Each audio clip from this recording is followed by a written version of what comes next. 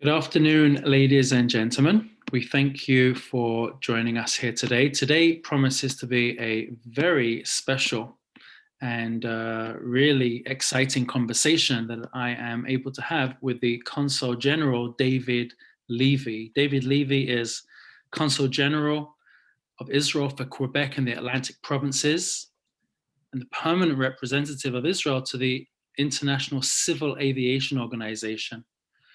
A first-generation Israeli. Mr. Levy grew up in the city of Rehovot. At the age of 18, he volunteered to the Israeli Air Force Rescue and Medical Evacuation Unit. His academic background is in law and political science and diplomacy and security. And those last two degrees were both from Tel Aviv University. He joined the Israeli Ministry of Foreign Affairs in 2002.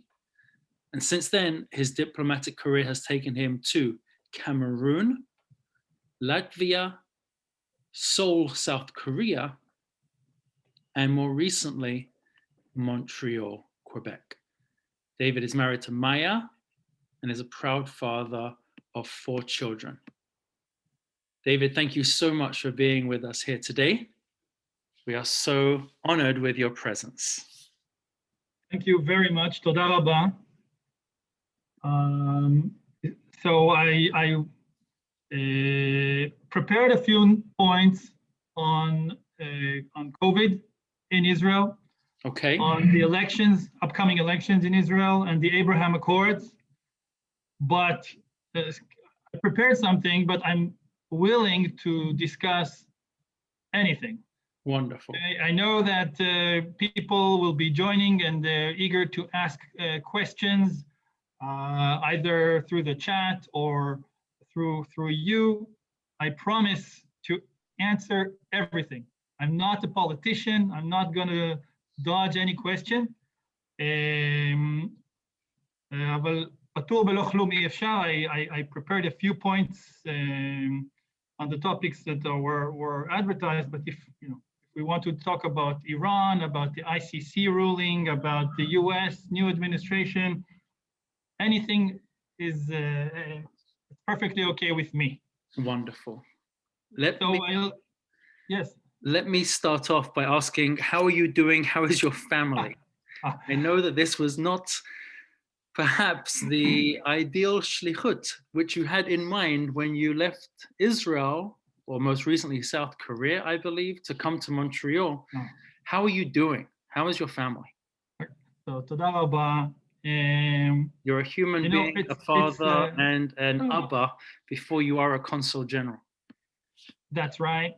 So I think like everybody else, we're trying to take it one day at a time. Very much appreciative of the fact that we are in Quebec, which is a jurisdiction that puts education first. And we can send our kids to school. This is not the situation in Ontario. This is not the situation in Israel. Right. So we're, I don't think we ever imagined that we would take a school for. We always took it for granted, that kids go to school, and now we really, really appreciate each and every day that kids get to school. And personally, we made it. The Consulate of Israel has remained open every single day, but we're taking all the necessary precautions. We're working in 2 teams, so not to infect each other. We follow all the guidelines of the government of Quebec, and we're making a very big effort to remain operational. But of course, just like everybody else, we're waiting for this very strange period to end, and that we will return to a normal or to a new normal similar to the lives we had before. Right. So really, thank you very much for giving me this opportunity to meet with you and with members of the congregation. I just think I should start by saying that if you remember, about a year ago when COVID reached us and reached Israel, Israel was performing relatively well. I think all the advantages that Israel had as a small country. So it was relatively easy logistically to handle the crisis, close the airport or to close the international flights for non-Israelis. We have limited land crossings as it is, so it was relatively easy to isolate Israel. And in the beginning, the numbers were small, and you could really see Israel Hayafa, how everybody's jumping in, the army and the academia and the Ministry of Health, and everybody's really thinking of ways to develop either equipment or a vaccine, or how to help people who are isolated at home. Over time, first of all, perhaps because of the success of the first wave, we were not so careful in the second wave, perhaps reopened too fast. And then we saw the numbers rising. And I think that now with the third wave, that we are now gradually reopening, I think you can see fatigue. I think you can see less compliance from more and more segments of the Israeli society. Maybe it's because of the vaccinations. People think that we're there, we're safe, we can let go, even though with the variants that are now spreading very rapidly. So the numbers are still very high. January was a terrible year. There were more than 1,000 death cases from COVID. We just crossed the 5,000 mark. Wow. And there are 700,000 cases in Israel, all in all. But as I mentioned, we managed so far to vaccinate 3.6 million first dose, but we have secured the second dose. So we are very strict on abiding by the protocol of the manufacturers. We vaccinated all the foreign diplomats in Israel, and we are vaccinating all the foreign workers, the asylum seekers, everybody, they're all being vaccinated. Amazing things are happening, you know, things that I couldn't imagine. Ben Gurion Airport is closed. It's not just for non-Israelis, for everybody. You know, there are no flights. There are Israelis who are stranded, who can't return, the people who cannot leave Israel. This is unprecedented. This is, of course, a national emergency because Israelis cannot get their duty-free now. This is the most important value in Israeli society, making sure you stock up on duty-free at Ben Gurion Airport. Absolutely. But outside of the airport, let me come back a second to the vaccine.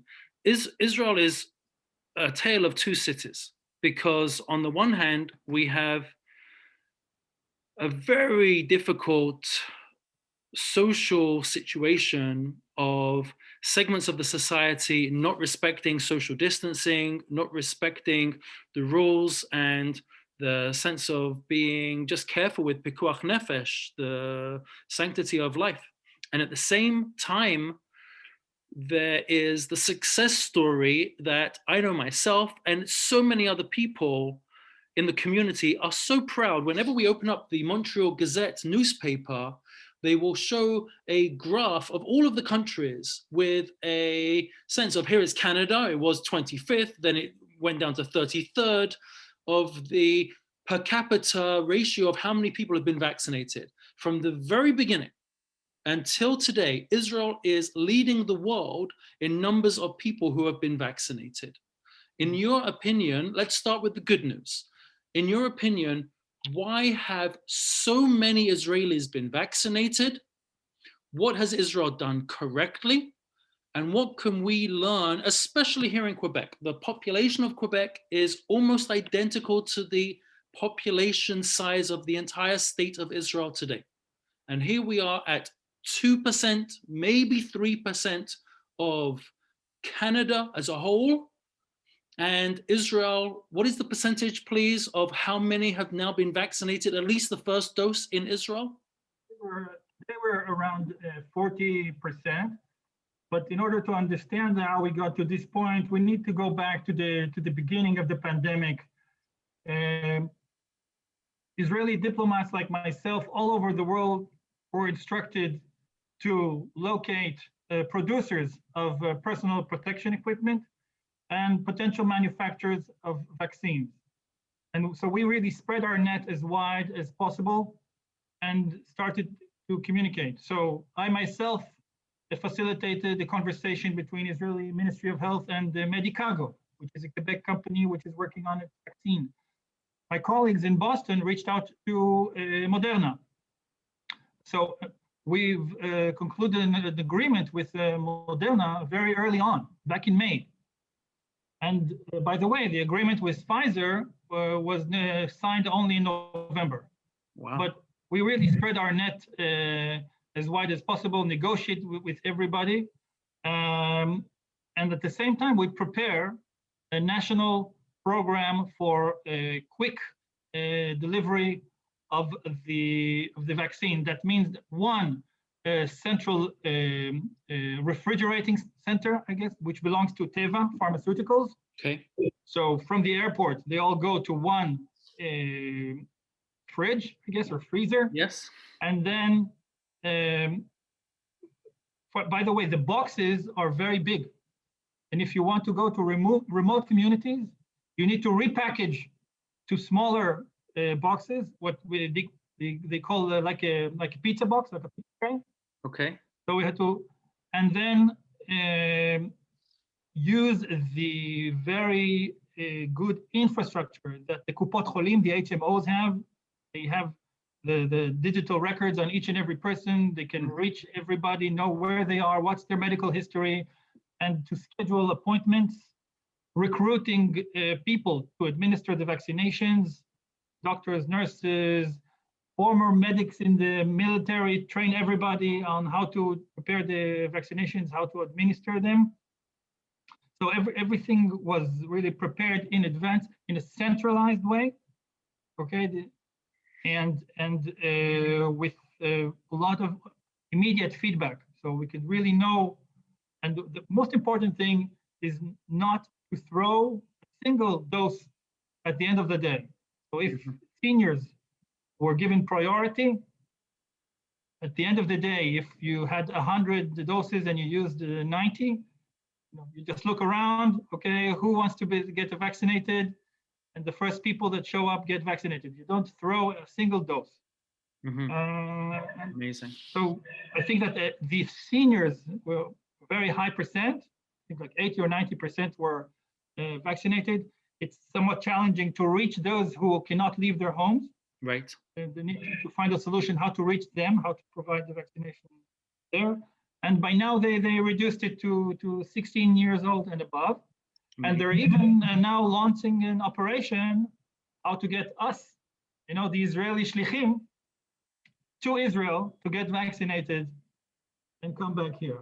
So Amazing. This is where we are in vaccination. This is one of these incredibly proud moments for everybody who is a great lover of Zionism, of the modern state of Israel, to see when there is a crisis of these global proportions, just how Israel is leading the world.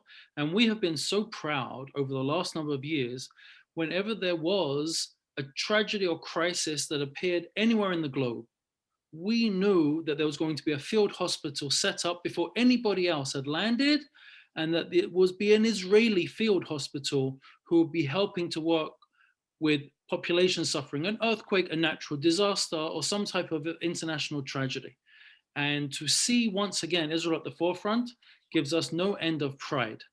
At the same time, it's greatly challenging to see how the society is struggling right now with adhering to the rules. I don't know if we would characterize Israel as a community that always keeps to the rules. Robert Fishman, I think you touched your microphone or something because I lost you. Israel can also be a frustrating society when we look at what it means for people to follow the rules. I don't know if you would always characterize Israelis as following rules, but we see whether it be mass demonstrations on the one hand, whether it be funeral participation on the other. How do you explain this?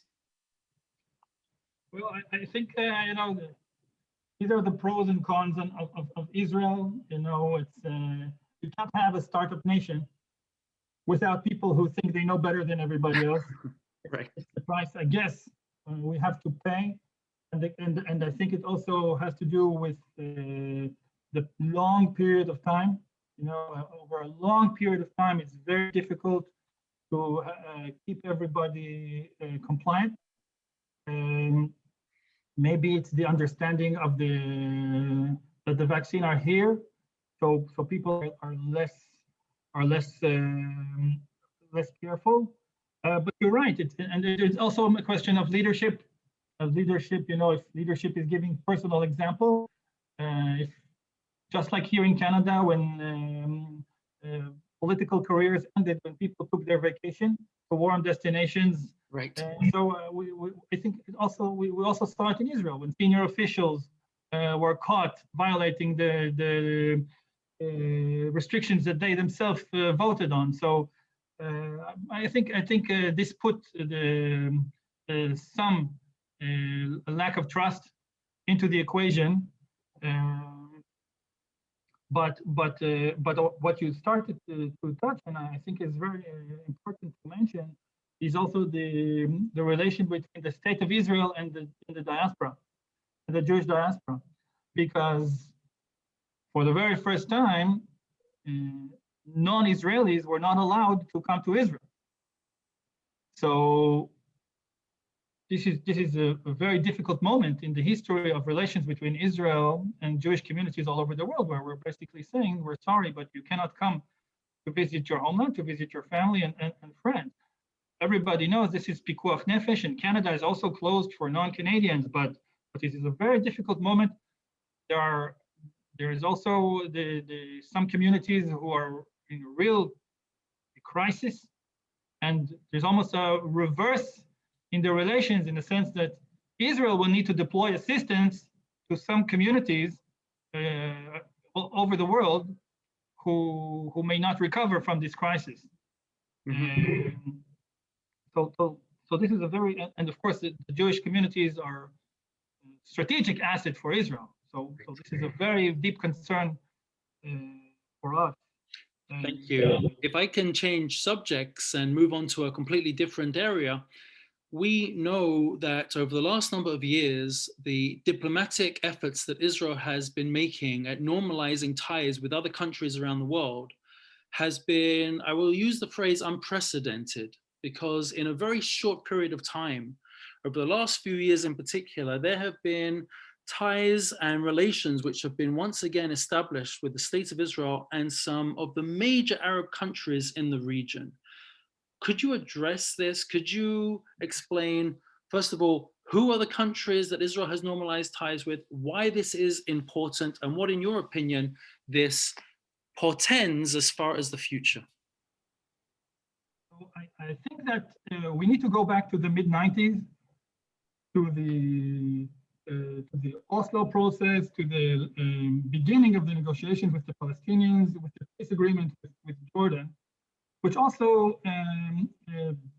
launched the dialogue with Arab countries in the Gulf, but it was more discreet. It's like an iceberg. Okay, there's a little tip that you can see above the water. There are a lot of things that are happening under the water that you can't see. But we had a diplomatic presence in the Gulf since the mid-90s, but without raising the Israeli flag, so to speak. And basically, for 2.5 decades, the Palestinians held these countries as hostages. These countries could not promote their relations with Israel openly, because the paradigm was, first, you need to conclude the peace agreement with the Palestinians, and the rest of the Arab world would follow. But the Palestinians refused to return to the negotiation table. So right. There is this deadlock. And now, in the last summer, we saw a new paradigm. Basically, these countries are putting their interests first. They're going open, out of the closet, so to speak. They want to promote regional cooperation in security, in their economy, in their environment, in tourism, scientific cooperation, without neglecting Palestinians. Okay, they just want to promote their interest And so we see dozens of agreements signed with the United Arab Emirates, with Bahrain, later on with Sudan. We renewed our relations with Morocco, which were severed 20 years ago. And by the way, last week we also signed diplomatic relations with Kosovo. So we are about to open 5 new embassies and consulates in a very, very short time. And of course, the door is open. The Abraham Accords are not a closed club. On the contrary, we believe and we assume that more countries in the region are about to join because we have common interests. And by the way, even within the Palestinians, we see positive signals. For example, recently they resumed the liaison, the security liaison. They resumed the civilian cooperation. They received the custom tax that we collect for them. They're going to have elections, something that they did not have for 15 years now. And I think this is a signal to the new administration in Washington that they want to play ball, that they want to be cooperative, that they want to present themselves as legitimate partner. I think they understand that the old paradigm is no longer relevant, that Arab countries are joining the wagon of peace and reconciliation and regional cooperation. And I think they don't want to miss out. So I believe that we will be seeing positive signals in this direction as well. A lot of these developments, especially in recent years, happened under the Trump administration. And we know that there was a great push towards favoring Israel in the relationship of Middle Eastern politics under the last administration. What do you believe will be the new approach under a Biden government towards many of the American policy towards the state of Israel? Well, first of all, I think that American foreign policy is designed to promote American interests, first and foremost. And I don't think that the steps are strictly in favor of Israel. I think that the foreign policy of the US took into consideration other allies in the region, first and foremost Saudi Arabia and the countries in the Gulf, because they are facing the same strategic threat that we are facing, which is Iran. They are even closer to Iran and more threatened than we are. And the Gulf countries felt threatened by not only Iran directly, but also through its proxies, mainly the Houthis in Yemen, and of course in Syria and in Hezbollah and in Iraq. So the Gulf countries are very, very much in supportive of this new approach of the US, which really focused on the stabilizing role Iran has on the region. And this is basically what draws Israel and these countries together, because they have mutual interests when it comes to their national security. So I think that the U.S. and by the way, the Trump administration didn't make that dramatic changes. Okay, so and what I mean, for decades, the U.S. legislature adopts resolution that the U.S. embassy should relocate from Tel Aviv to Jerusalem. Okay, it was just postponed by the executive. Trump decided to implement it, and the fact that you see that it is not a major shift is that the new administration openly said that they're not going to reverse it. Okay, so and that, by the way, same that's for certainly one way of presenting the facts. I think it's an opinion, and of course you're entitled to it. If I can push back a little bit on that last interpretation, each president since the founding of the State of Israel had purposefully delayed positioning the consulate in the capital because they felt it was a reckless decision. It was something that they were very hesitant to do. And for the first time, for that to be achieved is a significant accomplishment, I believe. And furthermore, to have a new administration saying they're not going to backtrack, it's always a lot harder to undo something than it is to actually create something. So I don't know if that could be underplayed that it was not such a major decision based on the new administration not undoing the decision. However, be that as it may, what do you think, and I don't wish to speak too much about the previous administration's accomplishments, I think they speak on their own accord as far as what they have achieved for Israel. But with the new administration, how do you see Israel faring under Biden? Well, I think that. Sorry. President Biden is a great friend of Israel. President Biden has been member of the Senate since 1972. He met as a young senator with Golda Meir. He kept open channels with all governments of Israel over the years. There may be a change of style or a change in the nuance. For example, if there will be disagreements, and there probably will be, on Iran and on the peace process with the Palestinians, it's most probable that President Biden would prefer to do it discreetly and not publicly. Okay, maybe the Obama administration tactically thought that it would be better to publicize the disagreements, and maybe they thought that that would convince the Palestinians that they are an honest broker and that there's room for more compromise. I don't know. But this is not the style that President Biden usually follows. He's also known as being a very bipartisan player. You know, he knows the Senate, he knows how to bring people together.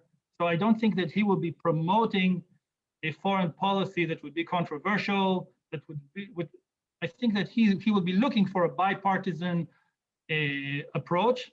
And it's obvious today that the US sees Israel as an asset. Mm-hmm. Okay, this is, you know, so I'm very optimistic. I'm very optimistic, and I think we have very good friends in the new administration. I think we see things eye to eye. We may have a different opinion on how to get there, okay? But I'm sure that the relations are so deep and so wide and so institutionalized that we will find the way to communicate, not to surprise each other, okay? To do everything in a very open and friendly manner, and this is not just President Biden. This goes to all his administration. Thank you. Changing subjects once again, going from overseas back to Israel. Let's talk about the current administration. Mm-hmm. What does it say about a country who is involving and engaging in a fourth election in 2 years? Okay. There have been many attempts to say that democracy could never really be established in the Middle East because unlike civilized, cultured Europe, the Middle East plays by different rules, and it's because of a different mentality. It's very hot in Israel. And what goes along with the temperature is a spillover into the temperament. Are we witnessing the unraveling of democracy in Israel today? And what does it mean for the future when we can't get a government up and running now what will be a fourth election in a 24-month period? I want to go back to the very first days of the state of Israel. It is not a chance that we have a political system that favors representation over stability. It was designed like that by the founders of the state. Because if you think back, 8 decades ago, 7 decades ago, think about the return of the exiles. Jews coming from Europe and from the Middle East and from North America and from North Africa, very different in their culture, in their language, even in the way they practice Judaism. Very, very different Jews. And you want to keep them all under one tent because you don't want them to be outside of the tent. Once they're inside the tent, they play by the rules and they have something to lose. So you start with a very low threshold of 1%, and you have a variety of parties. It's perfectly normal to have 40, 50 parties even running in an election. Many of them don't have a chance, but still, it's very, very common to see 12, 15 parties being elected.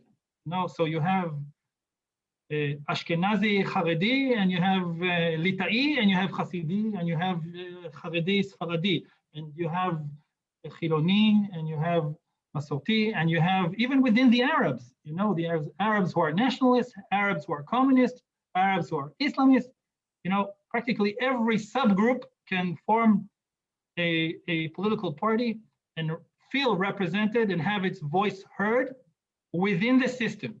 Mm-hmm. And another element that was introduced, that was the requirement for a majority government. Okay, never in the history of Israel, one party managed to have a single party government. They always needed to form a coalition, which means compromise. Sometimes a small compromise, sometimes a big compromise, but to bring people together. Now, and this system, it has its advantages. You don't have in the margins all kinds of political groups who are outside of the parliament, who may grow and become dangerous, as we see maybe in other places in the world. Mm-hmm. Okay? But the price we have to pay is that the system is not as stable and doesn't work clockwise, elections every 4 years. Some say that the best model, the most stable model would be a grand coalition, because then if even one party decides to quit, it doesn't, the government doesn't topple and you don't go for elections. There is another school of thought that, you need the smallest coalition possible, like 61, so that each and every member of the coalition knows that if he or she resigns, it's not just them.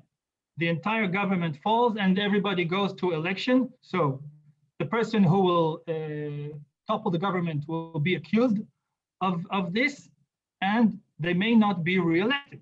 It's also a calculation that they need to take into consideration. So with these two schools of thought, we entered the election process in 2019. Elections 1, election 2, the results were very similar, and there was no majority coalition. We went into election 3. The results again were very similar, but there was a new element, which was COVID. It's almost like parents that don't get along, but they decide to stay together for the sake of the children. So a year ago, there were third elections, and despite the disagreements, there was a grand coalition. It had many ups and downs and pros and cons. And maybe now, with the vaccination moving forward, it's like the kids leaving home. It's falling apart. We're going to have elections again.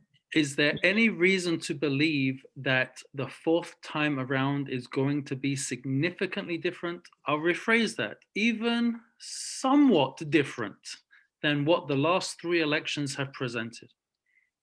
Well, again, we have COVID. COVID had economic implications. It had social implications, which you mentioned. You know, we saw some segments in society who are not compliant. We saw some political figures rising, some political figures descending. So there is potential for change. It also depends on what would be the turnout. In Israel, it's usually very high. So going back to your questions, you know, about the future of democracy in Israel, you know, I still think that comparing to other Western countries, the turnout in elections in Israel is very high. And I think it's better to vote when it's nice and sunny outside. Like, you know, in a few days, they're going to vote in Newfoundland and Labrador. You know, I don't envy people who need to leave their homes to go and vote in Newfoundland this week. I'm sure they prefer to go and vote in a nice spring day in Israel in the end of March. Thank you. You mentioned this in passing. Let's focus on this a little bit. Let's talk about Iran. It is really something which I think a lot of Jewish people outside of the land of Israel do not appreciate and do not realize just to what degree the threat that Iran poses over the safety and security of Israel today is one of the most important values for the common typical Israeli, whoever they are and wherever they find themselves across the entire political spectrum. And because Iran is over there and it's far away, and because we haven't heard a lot of things over the last number of months or years, perhaps this isn't such, but am I correct in sensing that to the average Israeli, the threat of Iran is of perhaps one of the greatest consequences in people's minds? Quite a few years now, Iran is the #1 strategic threat for the security of the state of Israel. Now, I must say, you know, Israel has nothing against the Iranian people. Okay, perhaps some people will remember that up until the Islamic Revolution, Israel had wonderful relations with Iran. I'll take it even one step further. You know, Israel is not pushing for regime change in Iran. Of course, you know, the people in Iran are suffering under this brutal regime, but it's not the goal. The only goal that Israel is focusing on is to stop and reverse the Iranian nuclear program, because it's clear that they're going for a bomb. How do we know that? First of all, because they did it undercover. Okay, you don't go undercover unless you're hiding something that you shouldn't have. Okay, it was Iranian dissidents, you know, who leaked the information about what the Iranians are doing, and they've been since then very uncooperative with IAEA inspectors, you know, making a huge effort to hide their intentions. And you know, if you think about it, this is a tool for regime survival. We saw it in North Korea and in Libya and in Iraq. This is what they're trying to achieve in order to prevent the external threat to the stability of the regime. Now, in 2015, the US administration at the time, together with Russia and China and the 3 major countries in Europe, reached an agreement called the JCPOA, Joint Comprehensive Plan of Action, which assumes that Iran is not going for a bomb, that Iran is openly cooperating. But I mean, the way Israel sees it, it actually paves the way for Iran to get to a bomb, because the agreement legitimizes all the violations that Iran did till that moment. It's like giving a hechshel. You know, everything that you've done wrong so far, from now on, we approve it. and putting a sunset clause, basically saying 10 years from now, you will be able to continue from where you are right now. So it's, from the point of view of Israel, this was a very bad agreement. Now, there is a new administration in Washington, which, at least what we are hearing now, it's very clear for them that the previous agreement was problematic in and of itself. And in addition, it did not cover things like the Iranian missile program. It did not cover Iranian support for terrorist organizations in the Middle East. So they are fully aware of the shortcomings of the previous agreement, and I believe that they're also openly saying that they are going to consult with their allies in the region, in the Gulf, and with Israel on how to move forward. We think that it's at this point of time, it would be wrong to give Iran a prize, because in the past, when they've been given economic cooperation, they didn't do it to better the lives of the Iranian people. Right. They didn't do it for hospitals or schools. Okay, all the money that came from oil went for the nuclear program and to support Hezbollah and to support the Houthis. And so it didn't do anything to bring Iran into the family of nations. On the contrary, it emboldened them. So this is the way we see things, and I think that there is understanding in the U.S. administration, so they won't, automatically go back to the 2015 agreement, because they see for themselves that the reality that existed in 2015 is not the reality that we have today, and it goes back also to the Abraham Accords. Okay, the reality in the Middle East is now the lines are much clearer. Okay, the Gulf countries see Iranian entrenchment as a threat, and U.S. understands that. That's interesting. Thank you. Thank you. Before we go over to questions from anybody who may be listening, would you like to give me your opinion on what the next year will hold for the State of Israel? What will 2021 look like? We are only February right now. What will the country look like by December on a variety of the subjects that we have touched on today? Immediate, short term. Well, we are beginning the year 2021 without a national budget. And there is a long list of things that we cannot do, that we cannot promote because of the political deadlock. Okay, without a budget, there are projects that you cannot approve, programs that you cannot fund, appointments that you cannot make. So I believe that if we have a decisive results and we are able to form a government quickly, then we will be able to quickly approve a national budget and to renew all these projects and programs that were blocked.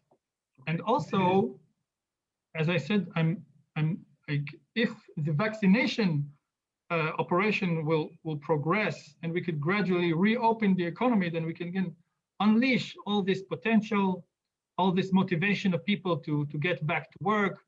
2019 was a record year for Israeli tourism. 4.5 million tourists visited Israel. By the way, more than 100,000 from Canada. Wow. So you can imagine what the effect tourism has for the Israeli economy, especially in the periphery. Okay, because the tourists, they go to the Galil and they go to the Negev and they go to Jerusalem. So it has tremendous economic impact. I think that COVID generated a shift in the way we live that also has tremendous economic potential, because the fact that we're doing this conversation in a virtual platform and not in a physical, think about all the e-commerce all the businesses that moved to the internet platform. So cybersecurity and telecommunications, these are all sectors where Israel has a lot of potential, a lot. So I think that Israeli high tech will take a front row in pushing the Israeli economy forward, and I'm also very optimistic when it comes to the regional security, because quietly, 2020 was a very, very safe year. You did not hear about many Israeli casualties in terrorist attacks. You did not hear about Israeli soldiers, chas v'shalom, dying, because it was a very, very, very quiet and very safe year. And so I think that with the Abraham Accords being implemented, we will see wonderful, wonderful initiatives. We're already signing agreements on R&D, on youth exchange, on academic cooperation, in health, in the environmental protection. So many wonderful initiatives are happening. So I'm extremely optimistic about the year 2021 and what it holds for Israel. Thank you. And what a typical Israeli note to finish on in terms of optimism and a sense of looking forwards to the future. This is always the hatikva, the sense of hope that Israel represents. If you are tuning in, I am speaking with David Levy, Consul General of Israel for Quebec and the Atlantic provinces, and had a very far-ranging conversation on COVID, on the Abraham Accords, on Palestinians, on Israel going to elections for the fourth time. And we would like to share and open up for questions if anybody has anything that they would like to ask. We are on Facebook Live right now, as well as on Zoom. And if you would have any questions, feel free to type them into the chat bar below, and we'll try and ask David your questions. One question that has come in is that if the Israeli government is so proud to announce the different segments of the population who have been vaccinated, why hasn't more news not been done to more broadly and widely mention the vaccines that have been donated into Palestine as a way of counteracting the negative press from the BDS movement? It's quite a long question, but I think you understand the essence of that. The Palestinians have been receiving vaccines as well. And is Israel not doing all they can to promote this type of message too? So according to the Oslo Accords, all civil matters were handed to the Palestinian Authority as part of a gradual process of self-governance. And first and foremost, public health. So, vaccinations included. So for 6 years, it was obvious that Palestinians take care of themselves, but nevertheless, there was always close cooperation with the Israeli health system in training and with equipment and with bringing in the most complicated cases to be treated in Israeli hospitals. Now with COVID, just like I told you, we were shopping around all over the world for vaccinations, and so did the Palestinians. Shop around looking for vaccinations. And indeed, they signed with the manufacturers of Sputnik and AstraZeneca, and also some UN agencies that were supposed to provide help. So it so happened that we managed to start vaccination operation in late December. And the vaccinations that the Palestinian Authority purchased arrived only a few days ago. So all of a sudden, you didn't hear it from the Palestinians. You heard it from the BDS movement, all these false claims that Israel is discriminating or denying Palestinians' vaccinations. So eventually, there was a decision to make a humanitarian donation of 5,000 vaccinations, which were distributed to the Palestinian frontliners.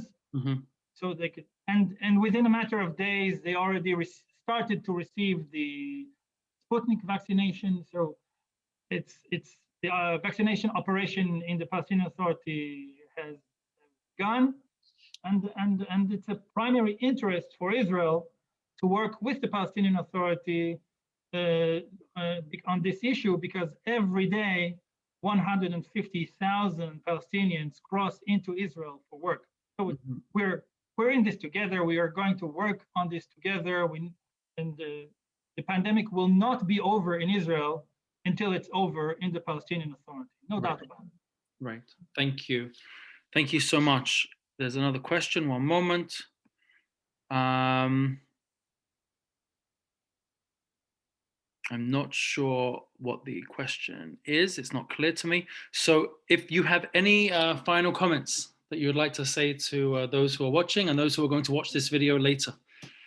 I wanted to say that I don't know the question, but I know the answer. What I meant to say is that no, Israelis cannot vote in the consulate. This is a question you've been getting a lot of? Well, you know, it so happens that it's going to be also the fourth time that I'm doing elections here at the consulate, but it also happened to me in the past in my previous postings. The Israeli election system requires that Israeli citizens be present in Israel on election day. I think in the mid-80s, there was one exception, which was shlichim, you know, people who were sent by the state of Israel. They were given the opportunity to vote. But, you know, logistically, it's not that big a deal. We're talking about 5,000 people altogether now it's 103, you know, embassies and consulates to have spread all over the world. And so this is what we're preparing for here. And if I may, one small anecdote. Please. My daughter is going to be voting for the very first time in these elections, and she will be voting before her 18th birthday. How come? Because in order for the votes overseas to be counted together with the votes on election day in Israel, we need to vote 12 days before and send the ballots to Israel to be counted together with everybody else. My daughter's 18th birthday is exactly on election day, March 23rd. So even though she will be voting 12 days before, she's eligible to vote on March 23rd. Therefore, she is on the list, and she will be voting before turning 18 here in Montreal. Amazing. How wonderful is that? Will you be, for the fourth time in these 2 years, will you be changing your vote? You know what? I don't think I even remember who I voted for. And I probably will change my mind again. By the way, if the parties themselves have somewhat changed, we see parties dissolve, we see new alliances forming. Right. So we see some new players joining. So it's going to be very, very interesting. But at the end of the day, it's not the direct outcome of the elections. It's more the process of forming a coalition. And that is something that is very, very, very difficult to predict. Right. Well, we wish you good luck. We wish the State of Israel good luck. And once again, to you, David Levy, Consul General of Israel for Quebec, I thank you very, very much for your time and for this fascinating Israel update. And as we say to everybody, stay safe and please God, we will be getting through this. Thank you so much. Thank you for everybody in Bet Tikva. Stay safe. Stay in touch. Okay, the consulate is open every day. If you don't want to come here, you can call, you can email. If you want to partner with us, any project, go ahead. We're open to all suggestions. If you can't travel to Israel, then maybe try an Israeli dish or Israeli movie, or there's some great Israeli TV, Israeli book. Try to stay in touch with Israel in these difficult times. And I hope that soon we'll be able to meet in person and we can visit each other like we used to. Please God. Thank you. Thank you so much. And lehitraot. B'hatzlacha rab. תודה רבה. תודה רבה. Kol tov. Bye.